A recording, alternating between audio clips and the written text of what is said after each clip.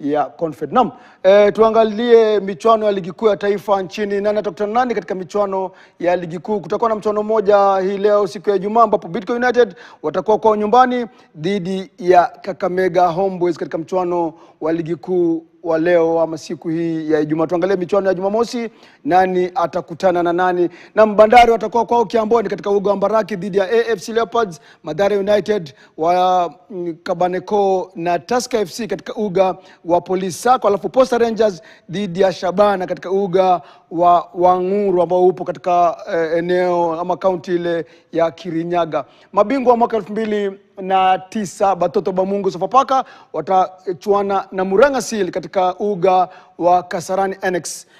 Kasarani kuna nyuga mbili, kuna uga ule wenyewe yani the main stadium, yani uga ule mkubwa, alafu kuna uga ambao uko pembeni au sio, unaitwa Kasarani Annex. Alafu APS Bomet watakuwa katika uga wa Green Stadium dhidi ya mabingwa mara 21 Gor Mahia. Kwa hivyo APS Bomet dhidi ya Gor Mahia katika uga wa Green Stadium. Wanabenki KCB dhidi ya Kariobangi Sharks katika uga wa Kasarani Moi Sports Center Kasarani, uga wenyewe ule wa Kasarani.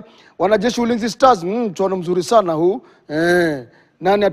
Nani atapoteza silaha zake hapo? Ulinzi Stars dhidi ya Kenya Police katika uga wa Ulinzi Sports Complex. Kwa hivyo Ulinzi Stars wanajeshi hawa dhidi ya Kenya Police. Mchuano mzuri sana huu wa kuliwazia macho. Naam, tuendelee mbele. Timu ya taifa ya kinadada wachezaji wasiozidi miaka 20